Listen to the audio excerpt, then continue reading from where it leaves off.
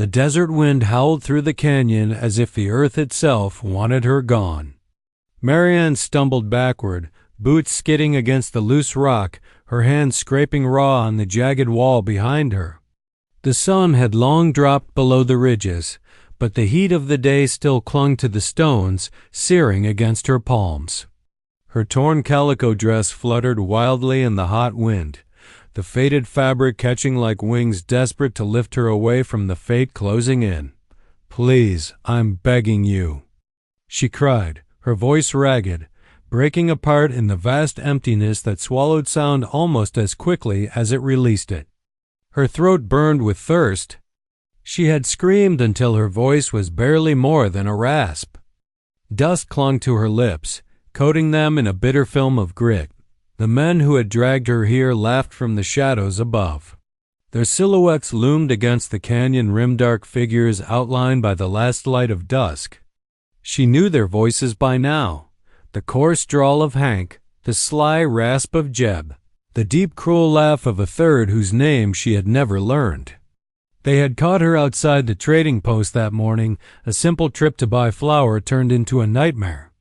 Her wrists still bore the red grooves from the ropes they'd bound her with. They had not told her why.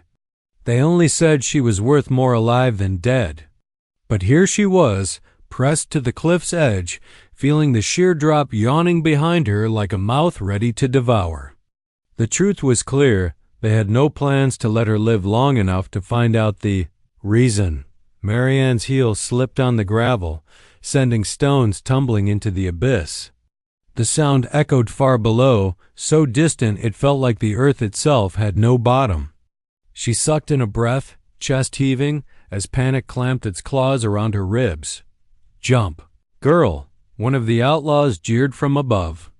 "Save us the trouble." Her body trembled, her mind a whirlwind of terror.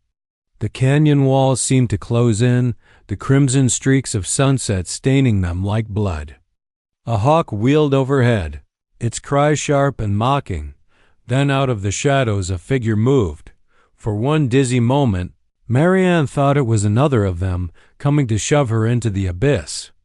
But no, this man moved differently, silent as wind through pine, strong as the rocks beneath her feet. He emerged from the gloom at the canyon's base, climbing the last stretch with fluid power until he stood before her. The torchlight from above caught his skin bronze, gleaming with sweat, the curve of muscle carved by years beneath the desert sun. Long black hair spilled down his shoulders, bound loosely with leather, and at his chest hung pieces of bone and turquoise that glimmered faintly in the dying light. He was shirtless, scars mapping his skin like history etched in flesh. Marianne froze. Her pulse slammed against her throat. He wasn't one of the outlaws. He wasn't even white. An Apache warrior. Her knees weakened. She had heard stories tales whispered in town of raids, of scalps, of fierce men who appeared and vanished like ghosts. Yet here he was, standing close enough she could feel the heat radiating from him. His eyes locked on hers, dark and unblinking, as if reading something deep within her that even she didn't know existed. She expected anger, suspicion, even cruelty, but what she saw instead was hesitation. Her body swayed toward the edge. Her foot slipped again, the ground crumbling beneath her. She let out a strangled gasp. And then his hand shot out. Calloused fingers wrapped firmly around her arm, pulling her back from the cliff's lip with a strength that stole her breath. In one swift motion, she was pressed against the canyon wall, held steady by the grip of a man she had been raised to fear. For a moment, the world stilled. The wind hushed. The shouts of the outlaws above seemed to fade. Marianne's wide eyes darted to his hand, then up to his face. She expected indifference or perhaps scorn, but his gaze had shifted. He wasn't staring at her, not exactly. His eyes had dropped to the small silver pendant that hung at her throat, glinting faintly in the firelight. The warrior's breath caught. His jaw tensed as if he had seen a ghost. Marianne instinctively clutched the pendant, confused by his sudden change. The chain, warmed by the desert air, felt almost hot against her palm. She tried to speak, but her voice cracked. I didn't steal it." The words tumbled out before she even knew why she said them. His hand, still firm on her arm, did not release her.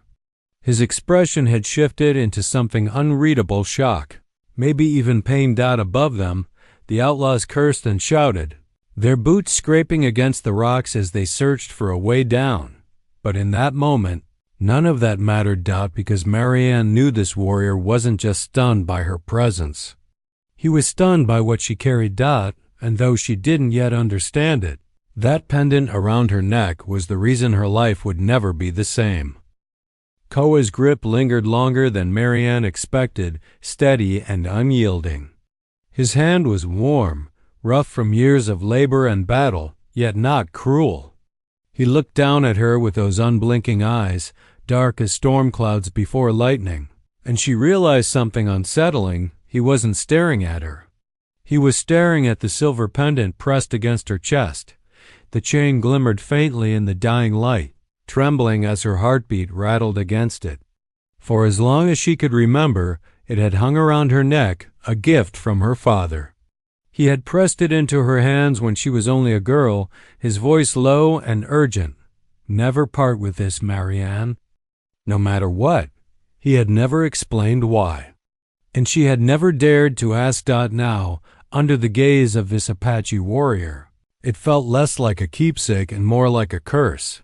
Koa's jaw tightened, the fire in his eyes flickering between recognition and disbelief. His chest rose and fell in sharp breaths, and for a heartbeat Marianne thought he might rip the chain from her throat. Instead, he released her arm slowly, though not fully stepping away.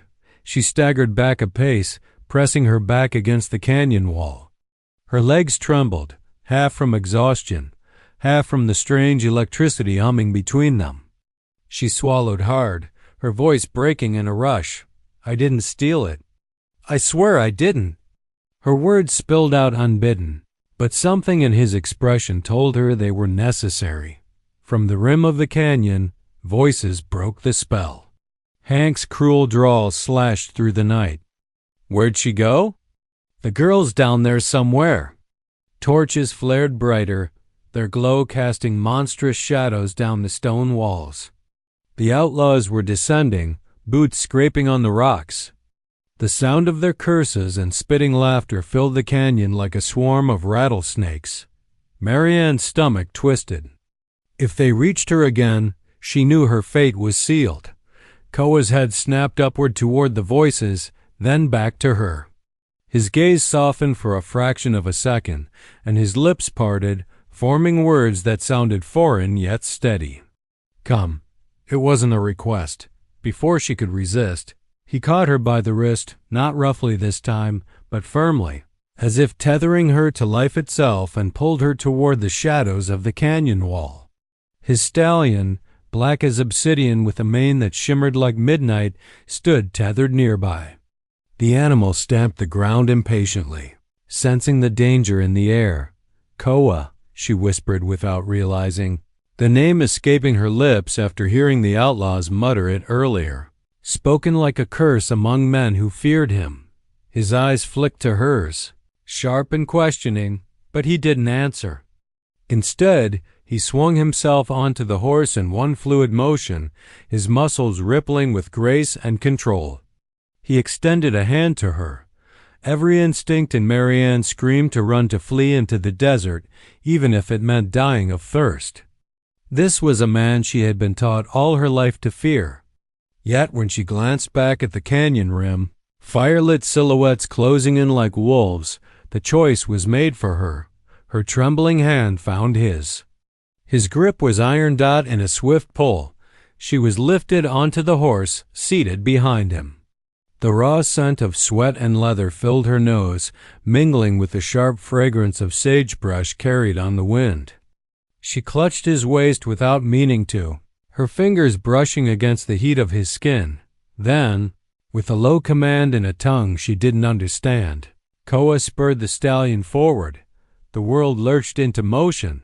The horse bolted, hooves striking sparks on the stone before pounding into the open desert. The canyon walls blurred past, torches fading behind them as shouts rose into chaos. Gunfire cracked in the distance, bullets whining against the rocks, but Koa's horse was faster. Untamed fury beneath them. Marianne pressed herself against his back, eyes squeezed shut against the wind and dust. Her heart hammered in rhythm with the pounding hooves. She had escaped death at the cliff, but now she wondered if she had surrendered herself to something even more dangerous. Koa didn't speak, didn't look back. His silence was louder than thunder, filled with unspoken truths, and still his eyes, when they had locked on her pendant, haunted her. Why had he looked at her as if she carried not just a necklace, but a ghost? The canyon roared with sound as Koa's stallion thundered forward, hooves striking sparks from the stone. The animal's muscles bunched and released with explosive power, carrying them into the open desert with a speed that left the outlaw's shouts shrinking into the distance. Marianne clung desperately to Koa's waist, her fingers pressed against the hard planes of his abdomen, the smell of leather, dust, and sweat sharp in her nostrils. Each jolt of the horse's stride rattled her bones, but she held on tighter, knowing one slip could throw her into the unforgiving desert night. Behind them, torches flickered and vanished, swallowed by the darkness. Gunshots cracked faintly, their echoes bouncing off stone walls, but none came close. The air whipped around her face, tearing strands of hair free, stinging her eyes with grit. Still, she did not dare loosen her grip. Koa said nothing, his silence more commanding than shouted orders. His back was broad and steady, his posture certain, as if he had done this 1,000 times before. He leaned into the stallion's motion, guiding the beast with nothing more than a subtle shift of his weight and the pressure of his knees. Marianne, trembling, glanced over her shoulder. The canyon was behind them now, swallowed in shadow, the outlaws left scrambling in their wake. Relief came in a single shuddering breath, only to vanish, when she realized the desert ahead stretched endless and merciless. Where? Where are you taking me? She gasped, her voice raw from wind and fear. Koa did not answer. His silence stung more than cruelty would have. She bit her lip, clutching at him tighter, her mind racing. Who was this man? Why had he saved her? And why had her pendant, the one her father had sworn she must never part with, drawn such a reaction from him? The stallion crested a rise, and suddenly the landscape opened wide. Moonlight spilled across the desert floor, silvering the sands and jagged rocks. Sagebrush rolled in patches, and far to the east, thunderheads brewed, dark and swollen with promise of a storm. The air smelled sharp, electric, alive. The ride seemed endless. The rhythm of hooves beat into her skull until she could no longer tell if it was the horse's pulse or her own. Finally, after what felt like hours, Koa slowed the stallion's pace. The beast snorted heavily, sides heaving, but its steps grew steady again. Marianne exhaled shakily, realizing she had been holding her breath. Koa turned slightly, his voice deep, low, and measured. "You speak my name," she stiffened. She had whispered it before without thinking, repeating what the outlaws had said. Now in his voice it carried weight like a blade unsheathed. She faltered. "They said it. Up on the canyon. The men who took me." His jaw tightened, the faintest crease forming between his brows. "And you fear me for it." The words were not a question. Marianne swallowed hard. "I don't know what to fear anymore."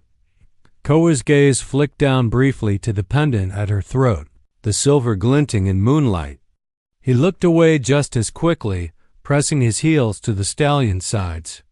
They rode on in silence, but his posture had shifted. His shoulders were tense, as though carrying more than her weight on the saddle. The desert wind sang mournfully around them, rustling through mesquite and prickly pear. Coyotes howled in the distance, their cries high and lonely. Marianne shivered. She thought of the trading post where her life had been ordinary just that morning. She thought of her father, his stern face the day he had pressed the pendant into her small hands. "Never part with this, Marianne. No matter what." His voice rang in her head like an echo that refused to fade. Now, with Koa's presence pressed solidly against her, she realized her father's words had been less a gift than a warning. The stallion dipped into a narrow pass, stone walls rising on either side. The sound of hooves echoed sharply, magnified in the tight space. Then, without warning, Koa pulled the reins, slowing the beast to a halt. He dismounted in one fluid movement, his bare chest gleaming faintly in moonlight, tribal jewelry shifting against his skin. He turned to her, hand outstretched. Marianne hesitated, eyeing the rocky path ahead. It looked like nothing more than a dead end. "Why are we stopping?" His dark eyes met hers, unreadable, the weight of 100 unsaid truths pressing between them. "Because they will not follow here." She let him help her down, though her knees nearly buckled beneath her. The earth was cool beneath her boots, the air quiet save for the faint gurgle of unseen water. She blinked, realizing there was a sound gentle, flowing hidden in the rocks. Koa stepped ahead, pushing aside brush and stone. What appeared to be a wall of shadow opened into a narrow entrance, and beyond it, light. A hidden valley. Green. Alive. The desert, cruel and endless behind them, gave way to a sanctuary that seemed impossible. A stream wound through lush grass. Cottonwoods whispered in the night breeze. The stars above shimmered brighter here, framed by protective cliffs. Marianne gasped, covering her mouth with a trembling hand. For the first time that day, hope sparked faintly in her chest. Koa glanced back, his expression unreadable as he said, "Here, you will live." For now, but even as the words steadied her, Marianne knew the truth. The pendant around her neck had tied her fate to his, and to a storm she could not yet see. The stallion's hooves slowed as Koa guided him through the narrow cleft in the canyon wall. The air cooled instantly, the suffocating heat of the desert giving way to a hush that felt otherworldly. Marianne clung to his back, eyes wide as shadows shifted and the sound of rushing water grew louder. When the passage widened, she gasped aloud. Before her stretched a hidden valley, a secret garden carved by time and guarded by stone. The moon spilled silver light across a ribbon of stream that wound lazily through the grass. Cottonwoods swayed gently, their leaves whispering like old storytellers, while patches of wildflowers glowed pale in the dark. Crickets sang, and the sweet scent of damp earth replaced the dry bite of sand. Marianne's heart ached at the sight. It was impossible. How could such life exist in the middle of so much death? The desert was cruel, barren, endless, yet here was proof that it could still cradle beauty. Koa swung down from the horse, moving with the quiet grace of a predator. He reached up and offered his hand. For a moment, Marianne hesitated. The memory of his grip at the cliff's edge, the strength in his fingers, still lingered. But something in his steady gaze told her refusing wasn't an option. Her hand slid into his. Warmth, strength, command. He lowered her gently to the ground, and her boots sank into soft grass instead of dust for the first time in days. She stood still, her senses overwhelmed. The murmur of water called to her, so she stumbled toward the stream and dropped to her knees. Coolness rushed over her hands as she cupped them, lifting trembling handfuls to her mouth. The water was crisp, alive, cleansing.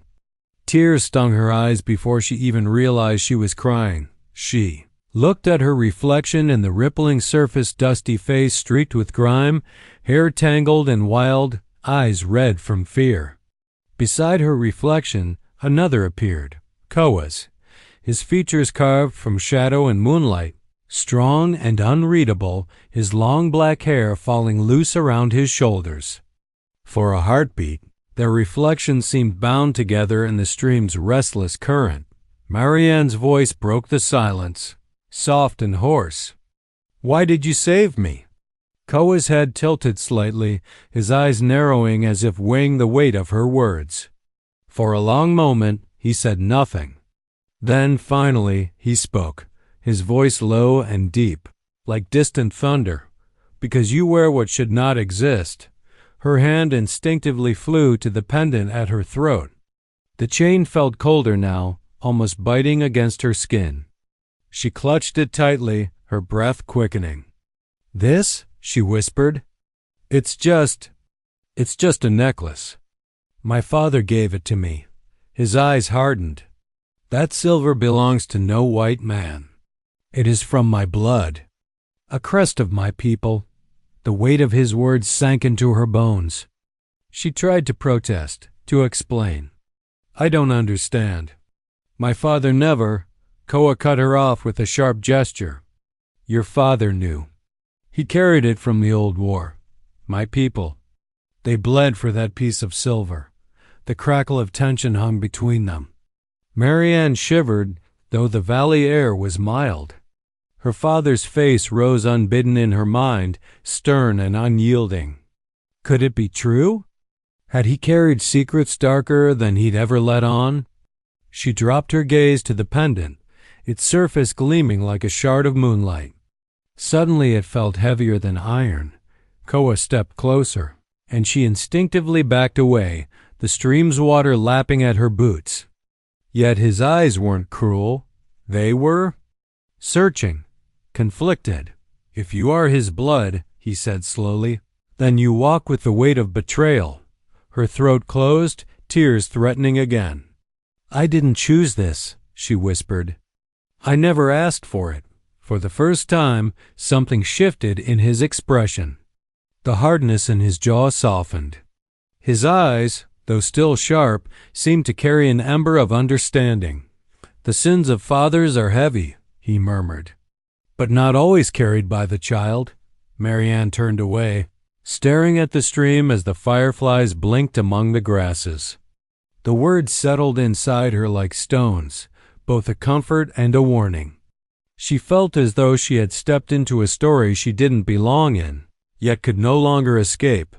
Koa crouched near the fire pit at the valley's edge, striking flint until sparks caught the dry kindling. Soon flames licked upward, painting his bare chest in shifting gold and shadow.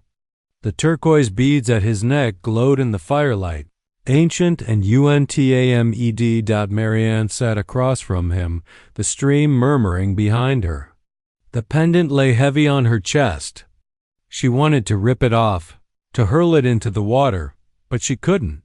Her father's voice still echoed too loud as the fire crackled.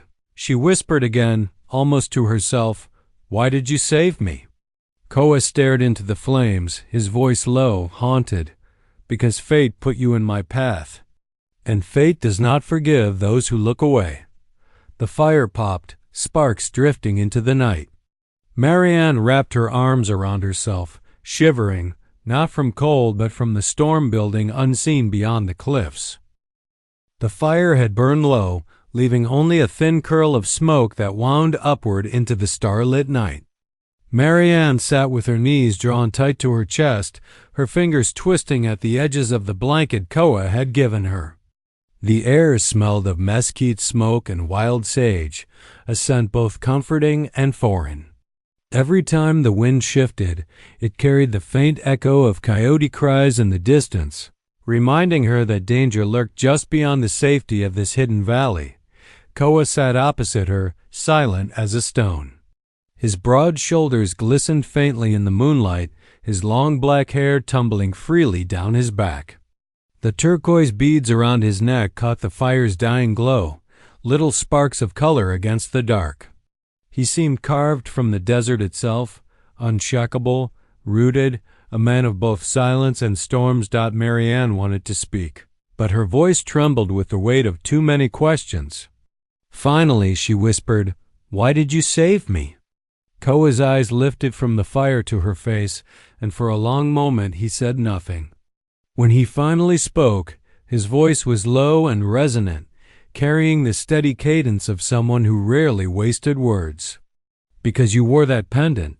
Marianne touched the silver charm at her throat, fingers brushing its cool surface. "This? It was my mother's. Before she died. It's all I have left of her." Something flickered in Koa's eyes, recognition, maybe, or pain. "It belongs to my people. My father forged it long ago for a woman who left the tribe. I thought it was lost forever." Her breath caught. "Then you knew her?"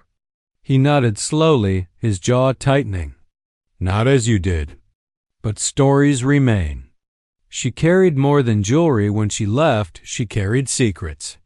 One's men would kill for." The words struck Marianne like a gust of icy wind. "Those men chasing me, they wanted this pendant, didn't they?" Koa's silence was answer enough. The fire crackled, filling the void between them. Marianne wrapped a blanket tighter around her shoulders. But the chill came not from the night air, it came from the dawning realization that her mother's past was darker and more complicated than she had ever imagined. "I don't even know why I came west," she admitted softly. "I thought I was escaping grief. I thought maybe I'd find peace." Her eyes blurred, tears threatening to spill. "Instead, I found more danger than I could bear." Koa's gaze softened, though his body remained still. He reached out and placed a steady hand on hers. His palm was rough with calluses, but his touch carried a surprising gentleness. "The desert does not grant peace," he said.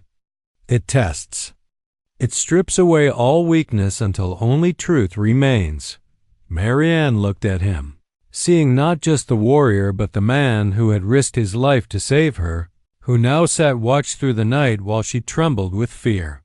Something in her heart shifted, as though the walls she had built from loss and loneliness were beginning to crack. Yet even as warmth flickered inside her, the night carried unease. A distant howl rose above the canyon walls, long, mournful, unnatural. Not coyote. Something else. Koa stiffened. He rose fluidly, every muscle taut, his hand going to the knife at his belt. "They are near," he murmured. Marianne's chest tightened. "The men from before?" He nodded once, his expression grim. "They do not give up." She stood too quickly, the blanket falling to the ground. "Then we can't stay here. We have to keep moving." But Koa shook his head. "Not yet. The horses must rest. And you?" He looked at her, his dark eyes sharp. "You are not ready for another flight. If we run now, they will run us into the ground." Fear surged through her, but beneath it lay trust.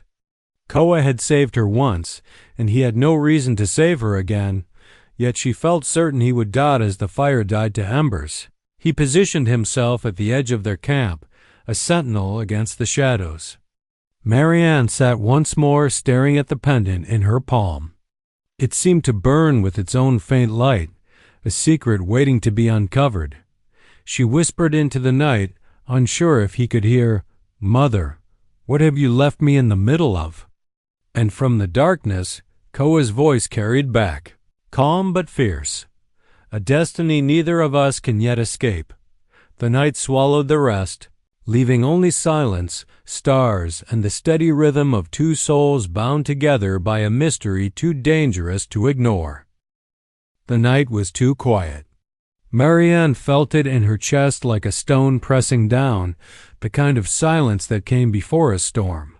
The fire had burned to embers, and every shadow on the canyon wall looked like a man waiting to strike. Koa stood near the rim of the valley, his silhouette sharp against the pale glow of the moon. He was still listening, his head tilted just slightly, every muscle taut as a bowstring. His long black hair stirred in the breeze, and the faint glimmer of turquoise beads at his chest caught the moonlight. Marianne clutched the blanket tighter around herself, whispering into the night, "What do you hear?" Koa didn't turn. "Horses, men, they are here." Her breath hitched. "Already?" He glanced back at her, his face calm but fierce. "They hunt by scent, by track." I knew they would find us." Before she could answer, the sharp crack of a twig snapped through the valley. Then another. Shadows moved beyond the mesquite trees, torches flickering between them. Marianne's heart pounded against her ribs. Koa moved like a spirit-silent fluid.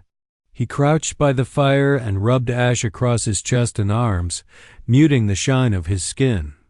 Then he pressed a hand against Marianne's shoulder, guiding her down behind a cluster of boulders. His touch was firm, protective. "Stay low. Do not move until I tell you," her voice trembled. What will you do?" He straightened, knife flashing in the moonlight as he slid it free. "What I must." The shadows grew closer, the sound of boots and murmured voices rolling into the valley. Marianne pressed her hands against her mouth to keep from crying out. She could see them now, 4 men, maybe more, creeping between the trees with rifles glinting under the torchlight. Their faces were cruel, eyes scanning the darkness like wolves. One of them, the tallest, with a scar slashing across his cheek, pointed toward the campfire's glow. "They're here." "Spread out." Marianne's chest clenched. They were going to find her. She gripped the pendant so tightly, cut into her palm that happened. A blur of movement in the shadows. Koa. He struck like lightning. The first outlaw never had a chance. Koa leapt from the rocks, his knife flashing once, swift and precise. The man crumpled soundlessly. Before the others could react, Koa rolled into the darkness, vanishing into the brush. "Damn it!" The scarred man barked, swinging his rifle. "He's here!" Gunfire shattered the night, echoing through the valley. Sparks flew as bullets struck stone. Marianne bit down on her scream, pressing herself deeper into the rocks. She wanted to shut her eyes, but she couldn't. Her gaze was locked on the shadows where Koa moved, a ghost weaving between torchlight and stone. Another cry split the air. A second man fell, clutching his side. Koa emerged briefly into the fire's dim glow, shirtless, his muscles straining, his long black hair wild, turquoise beads flashing like fireflies as he spun. His knife found its mark again before he melted back into the darkness. The outlaws cursed, firing wildly into the night. Torchlight bobbed, smoke rising. "Where is he?" One shouted, fear creeping into his voice. Marianne's heart thundered. She had never seen anything like it, never imagined a man could move with such strength and precision, as though the desert itself guided him. And yet she feared for him, every breath a prayer. Then silence fell again. A heavy, suffocating silence. The outlaws froze, rifles raised, their breaths harsh. Koa's voice came from the darkness, low and commanding. "Leave her, or none of you leave this valley." The scarred man spat on the ground. "She's got something that belongs to us. Step aside, redskin, and maybe we'll let you walk away." Marianne clutched the pendant, her throat tightening. She wanted to scream at them that it wasn't theirs, that it was her mother's, but the words stuck in her chest. Koa stepped into the torchlight, tall and unyielding, his bare chest streaked with ash, the tribal jewelry at his neck glinting. He looked like something carved from stone, a figure risen from the earth. His knife gleamed in his hand, steady, certain. "Try," he said simply. For a heartbeat, no one moved. Then chaos erupted. The outlaws charged, rifles raised as clubs. Gunshots cracked the air. Marianne ducked, ears ringing, smoke burning her throat. She saw flashes of Koa's blade, heard the thud of fists and the grunt of struggle. Men cursed and cried out. One torch fell, setting dry brush aflame, its light painting the valley in wild, flickering orange. Through it all, Koa never faltered. He fought with a brutal grace, every movement honed, every strike certain. The desert warrior stood unbreakable against men who thought they could corner him. When the last echo of gunfire faded, only the fire crackled. The scarred man lay face down in the dirt, his torch smoldering nearby. The others were gone, fled into the night. Koa stood alone in the center of the valley, chest heaving, blood streaking his arm, but his eyes still sharp. Unyielding. Marianne rose from the rocks. Trembling, the pendant clutched to her chest. Her voice broke. You saved me again." He turned to her, and for the first time she saw weariness shadow his features. He wiped the blade clean on the sand, slid it back into his belt, and spoke quietly. "This is only the beginning." And as the flames flickered higher, Marianne realized he was right. Their fight, and the truth behind her mother's pendant, had only just begun. The fire from the fallen torch smoldered against the canyon wall, casting long, jagged shadows. Smoke curled into the starry sky, the acrid scent stinging Marianne's throat. She clutched the silver pendant to her chest as if it were the only thing tethering her to life. Koa stood over the bodies of the defeated men, his chest rising and falling in heavy breaths. Blood streaked his arm, but his grip on the knife was steady. The turquoise beads at his neck glimmered faintly, catching the flicker of firelight. He looked like something from another world, warrior, protector, and yet burdened by something even heavier than the battle just fought. Marianne stepped toward him cautiously, her boots crunching in the sand. Her voice was barely a whisper. "It's over, isn't it?" Koa lifted his gaze to her, and the depth in his dark eyes stopped her breath. "No," he said simply. "This was only a warning. Others will come." Her stomach nodded. "For me? For this?" She held out the pendant, its silver surface gleaming in the fire's glow. Koa approached, slow and deliberate, until he stood close enough for her to feel the heat radiating from his body. He reached out, his calloused fingers brushing over the charm. His touch was reverent, almost fearful. "That pendant," he said, voice low, "is more than silver. It holds the mark of my people, an emblem of leadership. Long ago your mother was given it, not just as a gift, but as a promise." Marianne blinked, her heart hammering. "My mother? She never told me." "She could not." His jaw tightened. "She was meant to unite two worlds, white and Apache. But she chose another path. She left, and with her, the pendant disappeared. Many believed it stolen. Some believed it cursed. But to those who still remember, it is a symbol of power, of destiny. Whoever holds it carries weight beyond themselves." Marianne's hands trembled around the pendant. "You mean they're chasing me because of what this represents?" Koa nodded. "They see gold, land, influence. They see what they can take. They do not understand what it truly means." Tears stung her eyes. She looked at him desperately. "Then what am I supposed to do with it? I didn't ask for this. I only wanted to survive." Her voice cracked, her grief spilling through. "I've lost so much already. My mother, my home. And now you tell me I carry some burden I can't even understand?" Koa's expression softened. He reached forward, not for the pendant this time, but for her hand. His rough fingers closed around hers with a surprising gentleness. "You are not alone, Marianne." "Not anymore," her breath caught. His words settled into her like a balm, stitching together the cracks left by fear and loss. For the first time, she felt something stronger than terror. She felt seen. The night around them grew quieter. The flames dwindled to embers, the smoke thinning into the sky. Marianne searched his face, reading the tension carved into it, the way his shoulders carried not only the weight of battle but the history of a people. "You saved me," she whispered. "Again and again. But why?" "You don't even know me." Koa's dark eyes locked onto hers. "Because fate brought you here. Because your mother's choices still echo. And because," he hesitated, as though the words themselves carried danger.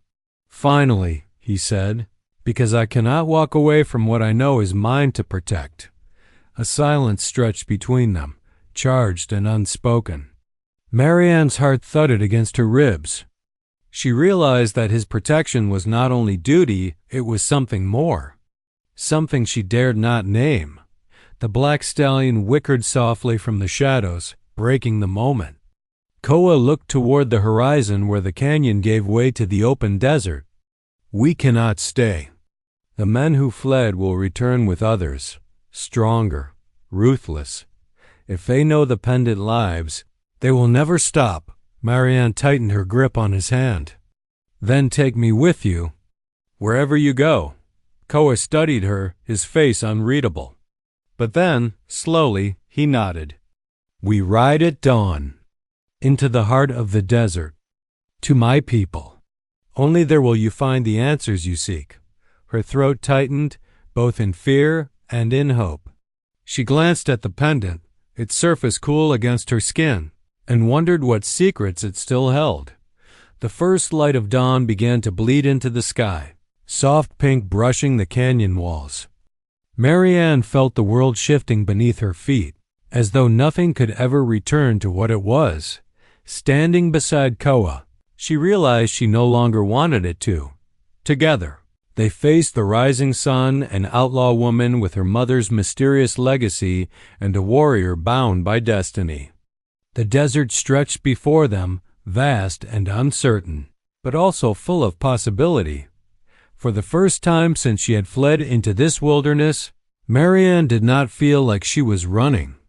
She felt like she was beginning.